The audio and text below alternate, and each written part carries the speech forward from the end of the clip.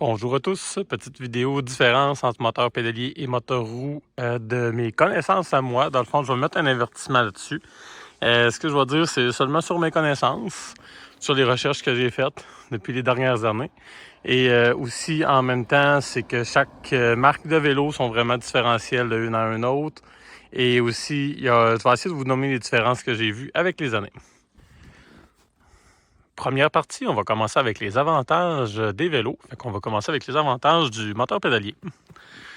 Les vélos à moteur pédalier, le gros avantage qu'on peut retrouver, c'est souvent un poids beaucoup plus centré au niveau du vélo. Un poids réparti sur les deux pneus qui donne un très gros avantage au niveau du côté manœuvrage du vélo.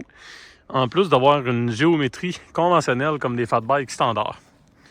On parle aussi des pneus qui sont généralement montés sur des pneus 27,5 par 4,5, 4,8, 5 pouces. Ça fait des vélos qui ont une plus grande flottabilité de ce côté-là. Certains vélos aussi sont munis de fourches en carbone comme des vélos conventionnels, fat bike. En plus d'avoir des composantes, je vous dirais, aussi conventionnelles. Qu'on parle des cassettes avec de bonnes dimensions au niveau des bons ratios, des composantes dérailleurs, plateaux, qui sont comme des vélos conventionnels.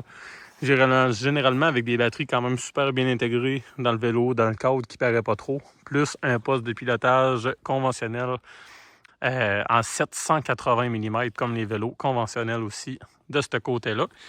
La géométrie du vélo, comme j'ai parlé un peu aussi, comme les fat bikes conventionnels qui donnent un avantage au niveau du pilotage du vélo. La répartition de poids qui est généralement plaisant de ce côté-là. Certaines aussi au niveau pour changer les pneus, si jamais il arrive une crevaison, c'est quand même un très très bon avantage parce que le pneu arrière est vraiment facile à démonter. Généralement, les vélos ont des quick release comme ça ici, pour qu'on puisse démancher facilement la roue. Pour changer des crevaisons, c'est extrêmement facile de ce côté-là. Les pneus, pas au niveau des pneus, excusez, des freins conventionnels, aussi hydrauliques, 180 mm généralement sur les vélos comme ça. Un petit peu plus petit à l'arrière en 160 mm aussi. Pour quelqu'un qui veut se mettre, je vous dirais, un petit peu plus en forme, qui veut continuer, il y a quand même une bonne forme de base. Parce que le moteur pédalier, tu peux pas arrêter de pédaler puis que le vélo va continuer à ce moment-là. Point positif au niveau du moteur roue. Le gros point positif d'un vélo moteur roue, c'est que pour toutes les personnes qui commencent à faire de l'exercice, personnes qui ont eu soit des accidents, qui sont maganés du dos, qui ont une certaine mobilité, mais je vais dire réduite au niveau du vélo, je vous dirais c'est parfait parce qu'il y a quand même sur la plupart des vélos un throttle. Si la personne fait de l'exercice un peu, elle pédale, est fatiguée, est capable de donner directement au niveau du throttle pour faire avancer le vélo. Généralement, aussi, c'est des vélos qui ont une plus grande capacité au niveau du kilométrage. Les batteries sont plus grosses. En ce moment-là, souvent, on peut aller chercher un moteur roue qui est beaucoup plus puissant qu'un moteur pédalier aussi. C'est un point fort qu'on est capable d'aller récupérer aussi. Puis aussi, un gros point fort versus moteur pédalier, les prix. Souvent, c'est des vélos qui se situent autour de 2500, 3000, 3500, etc.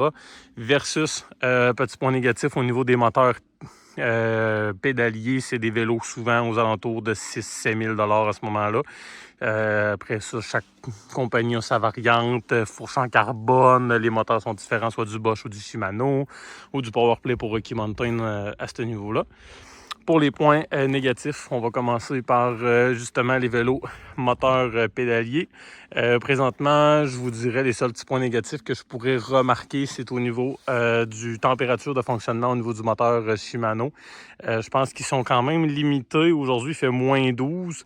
Et le moteur, il y a comme un cut-off de froid à ce moment-là, qu'il ne veut pas partir pour le moment de ce côté-là. Ce serait le seul point, je vous dirais, négatif. Sinon, au niveau du poids, c'est généralement beaucoup plus léger aussi qu'un moteur roue. Qu'on peut rentrer ça dans les points positifs également. Petit point, les points négatifs, généralement sur les vélos moteurs roue, qui est un peu moins maniable dans les sentiers. Aussi, c'est des vélos qui sont généralement interdits dans les sentiers fat bike. Bien sûr, voir avec votre région d'où c'est que vous êtes pour aller chercher la légalité au niveau des sentiers de fat bike. C'est des vélos qui sont plus lourds arrière parce que le poids ne veut pas, il est réparti beaucoup plus par l'arrière. Et puis s'il arrive une crevaison arrière, en ce moment-là, c'est beaucoup plus difficile de changer le pneu parce qu'on doit se traîner toujours une clé pour démancher le moteur, le retirer. Et le poids aussi peut être un encombrement dans l'arrière du vélo pour changer le pneu. Généralement, je vous dirais c'est des vélos qui sont quand même super fiables aussi, fait qu'on peut rentrer ça dans l'avantage aussi, ce que j'ai pas mentionné tout à l'heure.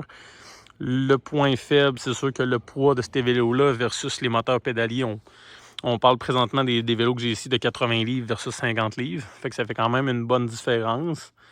Le point négatif aussi que je pourrais mentionner, c'est au niveau de la largeur des pneus, généralement sur des vélos comme celui-là ou comme les autres que j'ai vus sur le marché, un peu plus étroites. Fait qu'ils ont tendance à un petit peu plus caler en sentier, qu'on doit ramollir plus les pneus pour être capable d'avancer en sentier versus des vélos comme ça.